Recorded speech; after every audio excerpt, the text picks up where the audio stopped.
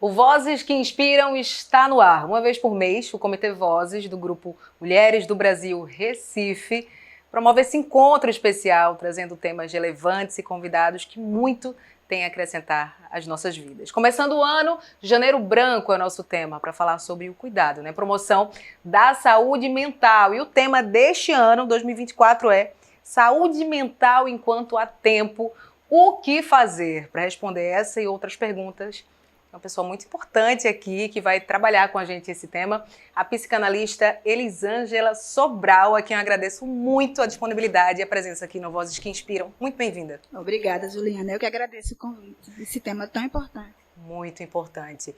Para começar já essa discussão, essa nossa conversa aqui, Elisângela, primeira coisa, parece que saúde mental passou a existir depois da pandemia, né? A gente falou muito durante e depois da pandemia. É isso mesmo, antes era um assunto que mal era falado, mal era tocado nisso. Verdade, mal era falado, mal era tocado, mas sempre existiu. Um tema super importante. O cenário pandêmico trouxe, com certeza, o aumento da demanda, né? As clínicas, os consultórios, aparecendo muito mais pessoas procurando, pessoas demandantes da pandemia. Porque a pandemia trouxe o quê? O excesso de presença, ter que ficar em casa, não é? Trouxe desemprego, né? Afastamento social, distanciamento social, e com isso o aumento dos adoecimentos psíquicos. Entendi. O medo, né? Medo. Trouxe muito medo de tudo, né? Do Exatamente. desconhecido. Medo do desconhecido, verdade. É verdade. Além da pandemia, né, que outro fator você acha que contribuiu para trazer esse assunto tão à tona? Será que a internet, a exposição também, né, auxiliou nessa questão? Acredito que sim, acho que as redes sociais, a cobrança, né, a felicidade editada, né, das redes sociais, essa felicidade tóxica, né, em vários momentos fez com que nós, né, nos comparássemos. Esse movimento de comparação, né, é adoecedor. Então, clicar a tela, ver na tela pessoas felizes, satisfeitas, realizadas, e aí, essa tendência de se comparar, isso contribui muito para o adoecimento. E como é essa questão em consultório, né? Você também é professora, né, mas atende em consultório, é supervisora do Instituto Lotus de Psicanálise aqui em Recife. Em consultório, né, as pessoas vão com uma atitude mais preventiva em relação à saúde mental, ou é quando o negócio já está ruim mesmo, já está desandando tudo ali? Quando a pessoa começa a apresentar sintomas com os quais não é possível lidar, já está no limite, né? Assim, o copo está cheio. São cobranças da empresa, não é? Diagnóstico de síndrome de burnout, fobia social, medo de não atingir as metas. Então, são essas pessoas com essas queixas. Já vem, na maioria dos casos, uma indicação.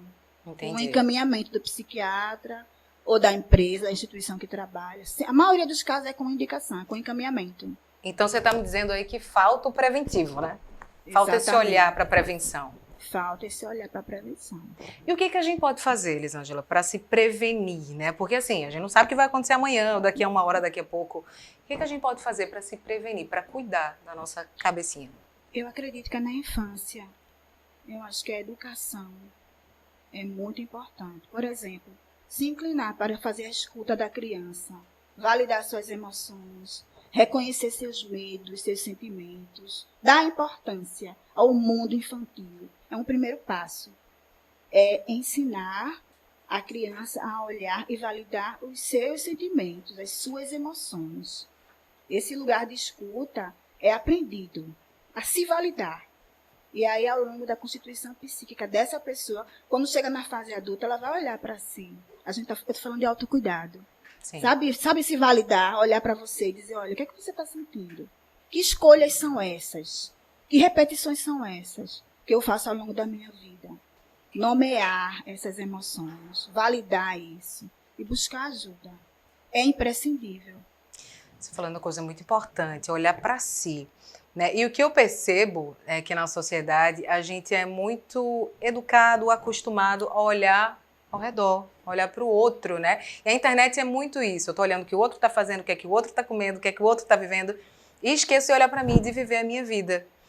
Como é que a gente pode olhar mais para a gente? Como é que a gente pode desenvolver essa autocrítica, né? O que está indo bem, o que está indo mal, o que é que eu preciso melhorar? Como é que a gente faz isso? É a prática, é construir isso, sabe?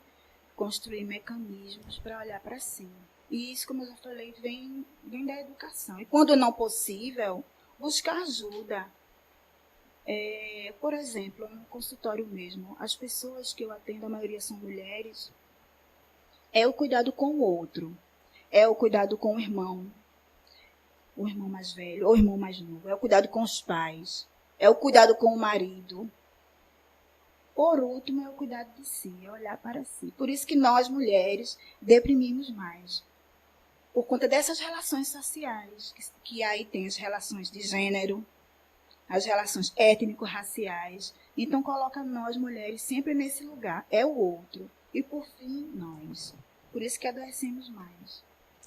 Então, é como se fosse uma sobrecarga muito grande em cima de nós, mulheres. Isso não é teoria, isso é prática mesmo. Prática, né? Sem falar na segunda jornada, terceira jornada. A culpa, a vulnerabilidade socioemocional que a mulher vivencia. Estou falando de violência. Então, tudo isso contribui para que as mulheres adoeçam mais. A gente está falando aqui, obviamente, né, que é para toda a população, seja homens, mulheres, né, adultos e crianças, mas eu queria agora focar para as mulheres. O que é que nós podemos fazer, né, com tantas atividades diárias e tudo mais, para a gente ter esse cuidado? Assim, eu não quero ir para uma terapia, né, ou acho que eu não preciso, mas atividades diárias que podem nos ajudar, Elisângela, nesse sentido. O que é que a gente pode fazer? Assim, queria que você desse alguns exemplos. Atividade física é importante. É o cuidado de si, não é atividade física, não. E a gente sabe que há um processo químico. Quando a gente faz atividade física, a gente produz neurotransmissores. Eu estou falando de cérebro, né? Todo mundo, né? Homens e mulheres. Né? Mas especificamente a mulher, né? Reservar um tempo para si. Leitura. Buscar atividades prazerosas. E o autoconhecimento. Sabe esse autoconhecimento? Sim. De você olhar para você, de você se cuidar. Esse skincare que as pessoas falam de pele, não? Esse skincare de cuidar de mim, de protagonizar, sabe? Eu acho que isso ajuda bastante. Gostei do skincare. Né? Porque tá para além, né? Para Sim. além da pele, para além do visual, né? Você olhar para você, né? E buscar, né? E se buscar, né? Nas relações, se priorizar nas relações. Maravilhoso, maravilhoso. É importante conversar em família sobre isso. É importante, né, você cuidar também, né, da saúde mental dos seus. Exatamente. Como é que a gente faz isso, assim? Porque é tão corrido, às vezes a gente mal se vê, come rápido. Há de se fazer um grande esforço para isso. Perigoso é o silêncio. Um filho calado, um filho no quarto, um filho muito no celular, na rede social. É muito perigoso. Então, esse silêncio, ele está dizendo alguma coisa. E a fala é muito importante. Volto a dizer, nomear as emoções, falar sobre, conversar, sabe? Sai do quarto, vem conversar, vem dialogar, vem interagir com a família.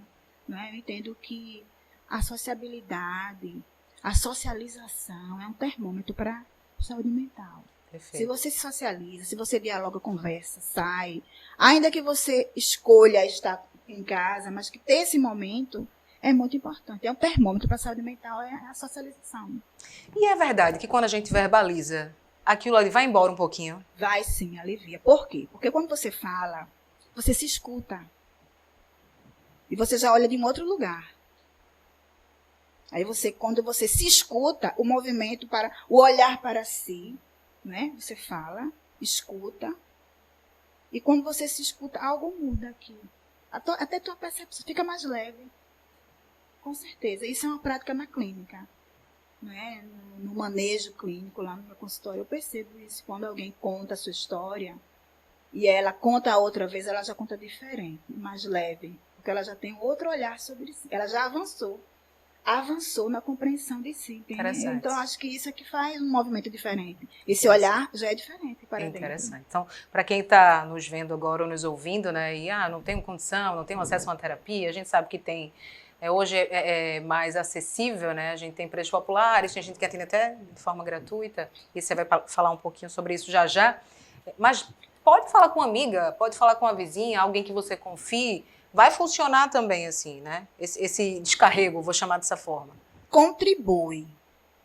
O mais importante que eu acho é procurar ajuda profissional, que vai dar orientação sem julgar, mantendo um sigilo, vai compreender o lugar de fala dessa pessoa, de que lugar se fala, vai compreender a causalidade daquele sofrimento, sabe? Porque essa pessoa se constituiu em que ambiente, em que dinâmica familiar. Então, o olhar profissional é um olhar, né, que pode direcionar a pessoa a observar, a pensar, a se elaborar de uma outra forma. Óbvio que uma amiga, né, um colega, ajuda, né? A gente costuma dizer assim, isso é terapia ou é terapêutico? Né? Pode ser terapêutico, mas a terapia, a análise em si, é importante ser com um profissional da área. Ela tem um direcionamento, né? Tem um direcionamento, uma responsabilidade, né, na vida do outro, né? E por falar nessa questão, assim, quais são os problemas de saúde mental que você mais lida em consultório? O que é mais comum chegar? Além de depressão, acredito que depressão? Depressão é campeão, né? Campeão. E a ansiedade, né? Patológica, né? Ansiedade todos temos, né? Mas essa ansiedade que paralisa o sujeito, que impede o sujeito de sair, de viver, é a depressão e a ansiedade. E é possível, de fato, reverter completamente essa situação? Uma pessoa extremamente ansiosa ou extremamente depressiva, né? Voltar a ser como era antes, se livrar daquilo de uma vez por todas, ou é sempre bom manter ali, né, um sinal de alerta? Eu penso que cada caso é um caso, né? Eu imagino assim que é possível construir elementos para lidar com, sabe? Construir mecanismos para aprender a lidar com essa ansiedade. Às vezes a pessoa chega ansiosa, depressiva, por conta de algo na atualidade que está acontecendo. Mas em muitos casos é a forma como a pessoa aprendeu a lidar com isso. E aí é a infância, é a dinâmica familiar, é o padrão de comportamento, são os hábitos emocionais já construídos. Então é um desafio, mas é possível sim redirecionar as suas ações, as suas escolhas, repensar, construir mesmo mecanismos para aprender a lidar. Sim. É aprender a lidar com. É a chave. E quem é terapeuta, né, quem é psicanalista, precisa também estar do outro lado? Com certeza. Precisa. Você faz terapia? Há 20 anos. Há 20 anos. Análise. Entre terapia e análise é mais ou menos 20 anos. Então, de fato, é para todo mundo. É todo mundo. É importante. Se conhecer, né, saber por que incomoda, o que me incomoda, o que me angustia, qual a raiz disso, é importantíssimo. Questão empresarial, né? Meio de trabalho, meio empresarial. Você falou da síndrome de Burnout, né? Assim que fala. Queria que você explicasse um pouco mais sobre esse problema. É muito comum? Atualmente, sim. É muito comum. São as pressões, né? Para bater metas, horário estendido, folgas suprimidas. Muitas vezes em casa, o sujeito atende o telefone, alimenta uma planilha, continua trabalhando. Então, isso gera uma angústia, né? Gera uma tristeza, porque não bateu as metas, ou porque tem uma outra meta para além, né, ser batida. Como é que a gente pode, né, manter o nosso emprego, né? A gente precisa se sustentar, e driblar, né, essas pressões, essa ansiedade, essa cobrança diária e excessiva muitas vezes? Como é que a gente, né, tem esse traquejo, esse manejo? Eu penso que a empresa pode investir, sabe, nisso. As empresas, as instituições, elas precisam identificar quais as principais ameaças para isso. E manter esse diálogo sobre a saúde mental na empresa, com rodas de conversas, grupos, né? Colocar no plano de trabalho da empresa um momento como esse, um espaço de escuta como esse. Tornar isso, fazer disso uma cultura da empresa. Eu acho que isso ajuda bastante. E a gente consegue ver isso na prática ou é algo ainda muito distante da realidade? Eu penso que algumas empresas já fazem isso, já faz parte da cultura de muitas empresas. De ter um momento de relaxamento, de ter um momento de escuta, de café-diálogo nas empresas. Algumas empresas fazem isso e isso é muito importante, até porque aumenta a produtividade na empresa. O funcionário fica mais disposto. Eu penso que isso é um investimento. É bom para os dois lados, né, Elisângela? Exatamente. Janeiro Branco, a gente está aqui hoje falando sobre isso. Qual a importância que você atribui, né, a ter esse mês dedicado a essa causa, né, esse mês para falar mais sobre isso, para olhar mais para esse assunto? Qual a importância? Leonardo Abraão, né, um mineiro, em 2014, ele inaugurou, né, essa temática, e tem um instituto hoje, né, Instituto Janeiro Branco. Em Janeiro Branco é o pontapé, é como se fosse um portal, né, para o início do ano. Mas é um trabalho que se estende ao longo de todo o ano, né? Então, assim, eu acho muito importante esse debate. Eu acho que deveria ter mais, a gente falar mais sobre isso. E aí, falando sobre essas ações ao longo do ano, você é supervisora do Instituto Lotus de Psicanálise, né? Que eu já falei, fica aqui em Recife. Que tipo de trabalho, né, vocês propõem nesse sentido, né, para ajudar a população? Em Janeiro Branco, nós temos o plantão Janeiro Branco, que não é só em janeiro, se estende ao longo do ano, mas começa em janeiro. Temos os grupos terapêuticos online, gratuito. Temos também o projeto de escuta solidária, que a pessoa entra em contato, e vou até disponibilizar o contato do diretor e da coordenadora pedagógica, a professora Shirley. E aí as pessoas agendam e são encaminhadas para os profissionais da casa. A casa dispõe de profissionais e atendem ao longo do ano essas demandas. Entendi. Você quer disponibilizar agora? Eu vou deixar o contato do diretor Ricardo, do Instituto Lotus de Psicanálise. 081 99116 2212. E da professora Shirley, que é a coordenadora pedagógica, 819 8272 6670. Perfeito. Eu queria conversar um pouco mais a respeito da depressão, né? Eu acho que, como você falou, é campeã, né, nos consultórios, a gente ouve falar muito sobre isso. Quais são os sintomas que a gente precisa ficar atento? A depressão, ela começa com angústia. A angústia é um ponto, sabe? Um ponto que a gente chama assim, um ponto nodal. Começa com angústia. E depois vem a falta de alegria nas coisas que dão prazer normalmente para a pessoa afetada com a depressão.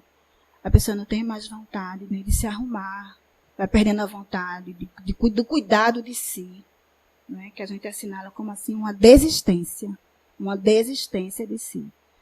Né, a pessoa não tem mais prazer. Então é algo permanente, não é aquela tristeza que, eita, hoje eu não estou afim de nada, não quero sair, não quero ficar em casa, no meu quarto. Se é uma coisa pontual, não seria depressão. Seria uma tristeza pontual? A tristeza faz parte, né? É uma emoção humana e saudável. A angústia, ela é mais forte, ela é recorrente, ela é insistente. E ela perdura ao longo do dia. Entendi. Então, essa angústia, ela invade a pessoa, ela toma uma proporção tão grande que às vezes afeta até o sono, né? A insônia é um sinal, né, de uma preocupação. Irritabilidade. Também. Então, problemas familiares.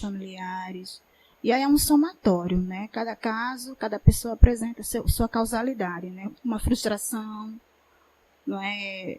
As condições financeiras, a situação emocional da pessoa, né? Tudo isso contribui. Depressão pós-parto é um tema extremamente delicado, também presente entre nós mulheres, né? Para mim foi bem difícil também esse pós-parto, desafiador. Não fui diagnosticada com depressão, mas acredito que, porque não busquei esse diagnóstico, acredito que tenha passado por isso, ou algo muito próximo a isso. Como que essas futuras mães, né, podem se preparar para isso? Porque é hormônio, é tudo que muda, né? Corpo, é cabeça. Tem como se prevenir? Tem como se prevenir. A primeira coisa é perguntar o seu desejo naquele momento.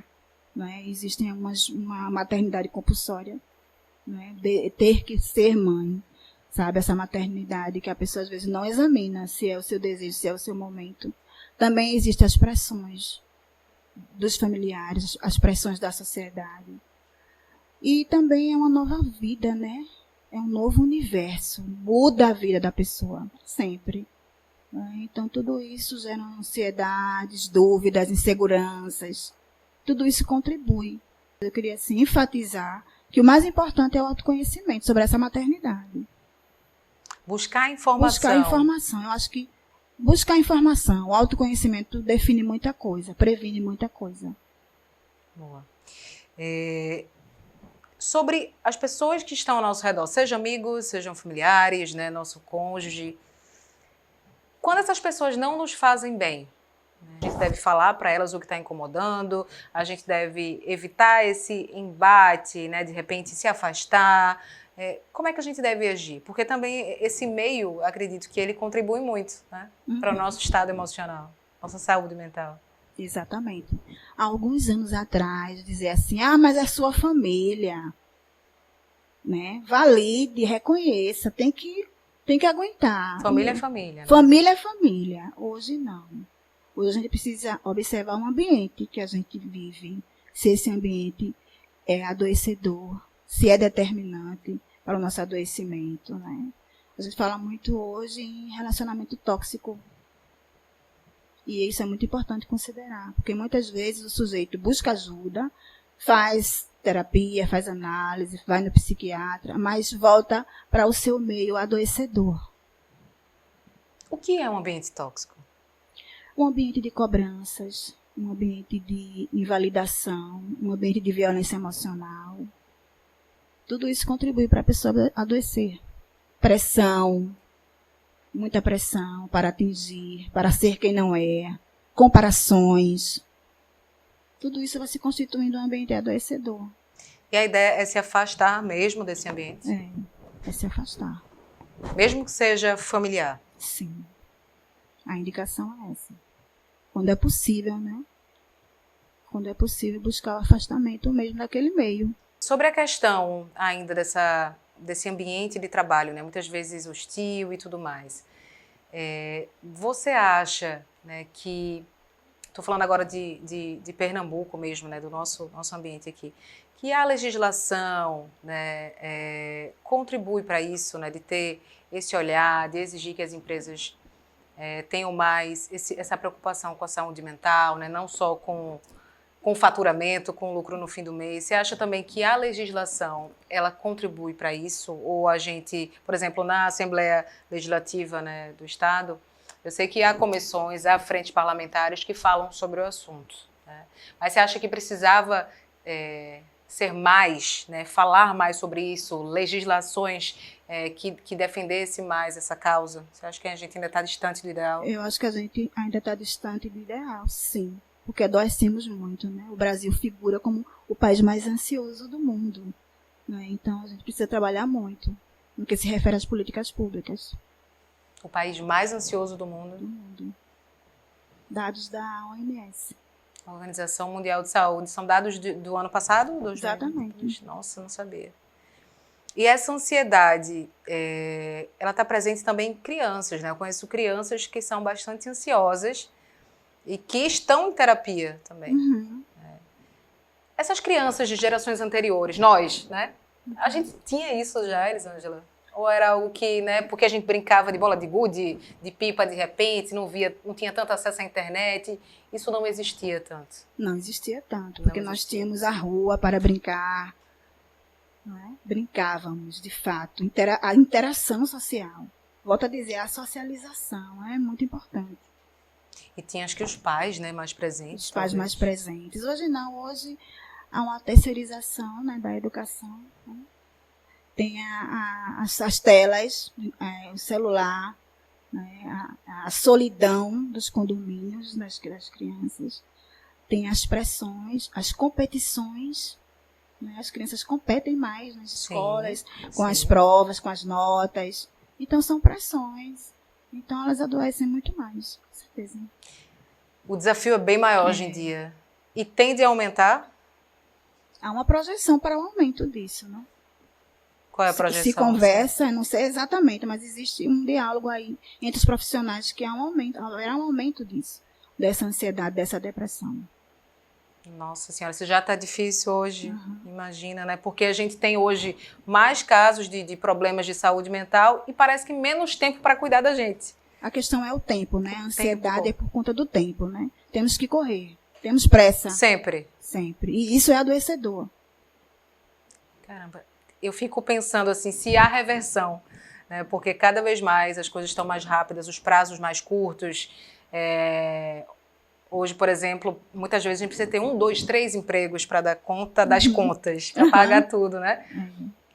Como é que a gente reverte isso? Como é que a gente consegue parar, né, para olhar para a gente e fazer tudo isso que você já falou, fazer atividade física, ir para uma terapia, né, procurar um hobby, conversar entre a família? Eu acho que esse é o grande desafio, né, Elisângela? A gente já entende que isso é necessário, mas como que a gente consegue reverter isso tudo? É difícil. Eu acho que a gente pode aprender a lidar com isso, sabe? Tem um professor que fala assim: o sujeito adoecido é aquele que está excessivamente adaptado. Então, estar adaptado a todas essas pressões do cotidiano é adoecedor. Então, reverter, não, mas acho que a gente pode criar mecanismos para lidar com, reduzir, sabe? Reduzir a atividade, reservar um tempo para a família, priorizar, sabe? Se priorizar. Acho que isso ajuda bastante. Excelente. Então quer dizer que o sujeito está adaptado, é como se ele não se incomodasse mais. Isso é ruim. É ruim. O bom é quando ele se incomoda. Ele se incomoda, porque sinaliza. Quando ele se incomoda, ele está sinalizando que precisa de ajuda. É o corpo dizendo: olha para isso. Perfeito. Que dica você dá, né, para os pais, enfim, cuidadores de crianças, de adolescentes, que muitas vezes, né, ficam lá nos quartos e não querem socializar de fato, para chegar perto desse filho, dessa filha, sabe? Para conseguir tirar dele, extrair alguma coisa da escola, do convívio. Como é que a gente faz isso? Construindo hábitos, né, de escuta. É aquilo que eu disse: se inclinar, falar com a criança, validar o que ela está falando, reconhecer seus sentimentos, a sua problemática, que para o adulto pode parecer pequeno, mas para o universo infantil é muito importante. Validar essa problemática e andar junto, sabe? Estar presente. E aí a criança que cresce nesse ambiente de validação de suas emoções, ela vai ser um adulto que está habituado a falar sobre si. Então falar sobre si é uma abertura de cura. É uma possibilidade de cura. Você fala do que você sente. Isso é muito importante considerar. Essa aproximação, esse diálogo, essa validação da criança, dos sentimentos, das angústias, que existem no universo infantil também. E é importante reconhecer isso. Eu acho que isso é um passo super importante para um adulto mais saudável. Perfeito. Que a gente já começa, né, a combater, né, para as futuras gerações. Coisas que a gente não teve, de repente, a gente começa a praticar para que as futuras gerações não passem por isso, né? Falar de si, do que se sente, valorizar, sabe, as emoções, os sentimentos, valorizar o autocuidado, valorizar a saúde mental é muito importante para a vida adulta. Nós, os adultos de hoje, eles não tiveram muito isso. E essas crianças de hoje, lá na frente, vão falar de si ou vão só postar? E o reconhecimento é através de curtidas? Percebe como é sério isso? Muito sério, muito sério. A gente falou aqui sobre mulheres, falamos agora sobre crianças. Queria falar um pouco sobre homens. Você falou que os homens são minoria em consultório. Exatamente. Essa minoria é porque há, de fato, uma resistência muito grande, um preconceito, algo desse tipo, ou porque eles são mais fortes no quesito saúde mental, Elisângela? Os homens, eles sofrem também, porque eles são convidados a serem sempre os fortes, que não choram. Então, eles adoecem muito também. Mas eles não buscam, eles resistem para atender esse chamado de provedor, de protetor. Ele também acaba que sendo vítima dessa cobrança também. Mas eles adoecem muito também. Então, talvez, se não houvesse essa resistência, tivéssemos ali um equilíbrio. Exatamente. Nós temos esses números porque as mulheres assumem mais isso. E os homens, embora sofrendo, omitem, porque são homens. Homens precisam ser fortes. Ainda há muito o que quebrar sobre isso, sabe? Vamos falar mais. Vamos falar mais sobre. Vamos falar mais sobre, né? Agora em janeiro e aí durante todo o ano de 2024. E por falar nisso, essa virada de ano muitas vezes traz algumas frustrações. Ansiedade, o que eu não consegui fazer. Nossa, eu fiz uma lista enorme, só cumpri 2, né? Só fiz 2 marcações aqui, o resto eu não consegui fazer. Ou a ansiedade de dizer, nossa, esse ano eu preciso comprar um carro, preciso casar, eu preciso ter 2 filhos, eu preciso... Como é que a gente lida com isso, com essas emoções? Primeiro é examinar se eu preciso mesmo dessa meta. Essa meta é sobre mim ou sobre o outro? Eu quero atender a que expectativas? As minhas, as que eu preciso verdadeiramente, ou para atender o outro? Sabe? Tenho que definir quais são as minhas demandas reais. Para, de repente, eu não estar traçando metas para impressionar alguém. Cobrança da família. Cobrança, comparações. Então é muito importante refletir sobre isso. Sobre isso. E também acho que não ser tão exigente, né, Elisângela? Exatamente. Não ser tão exigente. Não exigir tanto de si. Pega leve um pouco consigo, sabe? Entendi. A gente vive num mundo com tantas pressões, com tantas cobranças. E ainda cobramos muito mais de nós mesmos. Acabamos que adoecendo. Em relação a hobby, né, atividades, você falou sobre atividade física, né, eu queria que você despertasse aí, né, ideias pra gente, né, do que a gente pode fazer que zera, vou dizer assim, que zera a nossa mente, que nos alivia, que tira o peso da nossa mente. O que é que a gente pode fazer mais? Vou falar sobre mim um pouco, né? Diga. Porque a corrida, para mim, as manhãs, assim, é o início de tudo. Pode ser qualquer atividade física. Você corre? Eu corro pela manhã. É mesmo? Quantos quilômetros? Quantos quilômetros? Eu não sei. Eu corro uns 30 minutos. 30 minutos? 20. Como? Tem uma cola aqui. Tem uma cola. Uma colinha aqui. Mas é o início do dia. Eu ganho o dia. Agora eu entendo, porque algumas pessoas correm no domingo com aquele sol escaldante, suando.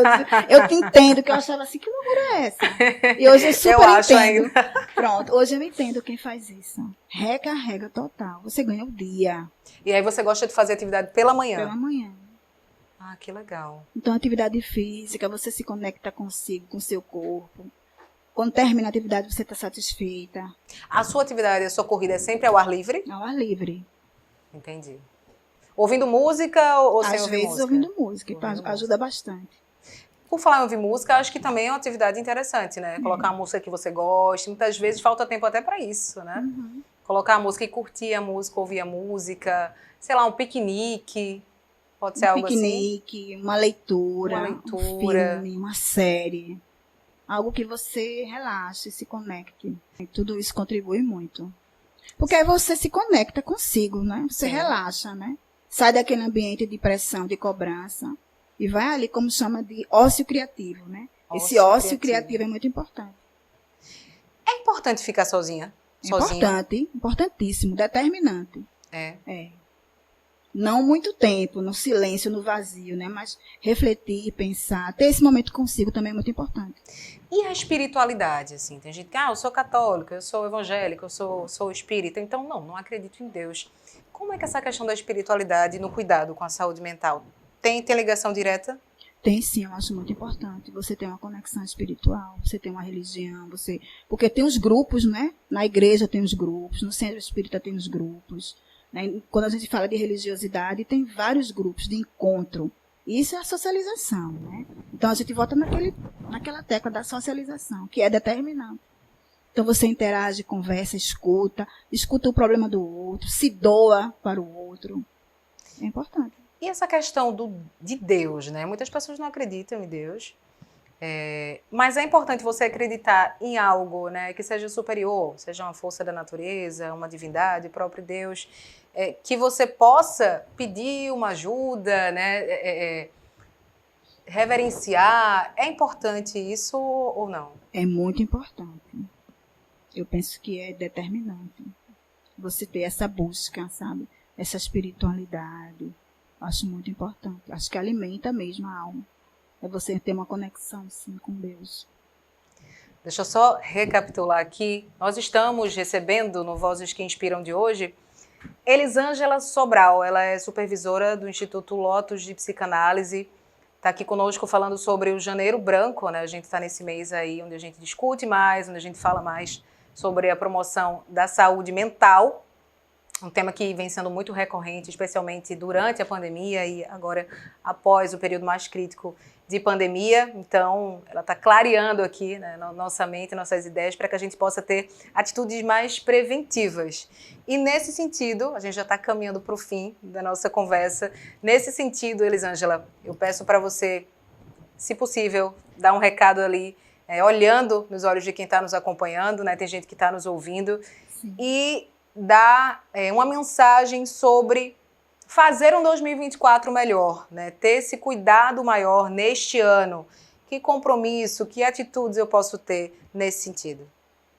Sim, a mensagem que eu deixo é você se colocar como prioridade na lista, não é? Dos objetivos, né? Se priorizar, olhar para si, observar-se, nomear suas emoções, seus sentimentos, observar suas escolhas, seus padrões de comportamento, seus hábitos emocionais, tentar se compreender, para nomear, para validar, para reconhecer-se. E aí sim, tentar construir mecanismos para enfrentar, para aprender a lidar, né, com o que te angustia. Lembrando que o corpo, a cabeça estão o tempo todo sinalizando, dando sinais. Olha para isso. Olha para isso. Esses pensamentos recorrentes, né, esses sonhos persistentes. Olhar para isso, dar importância a isso. E, por fim, buscar ajuda se necessário. É isso. Elisângela Sobral, muito obrigada. Eu que agradeço. Deixa eu pegar aqui na tua mão para agradecer. Estica aqui, obrigada pela presença, por ser uma voz que inspira, tá? Pra gente é uma honra e a gente quer trazê-la mais vezes aqui. Fico no aguardo para um novo convite. Tá bom, obrigada. Obrigada. É isso, em fevereiro a gente volta com mais entrevistado, né? Esse nível de Elisângela, com mais assuntos relevantes para a gente melhorar a nossa vida, a vida de todos nós. Esse foi o primeiro Vozes que Inspiram de 2024. Continua com a gente que tem muito mais. Obrigada.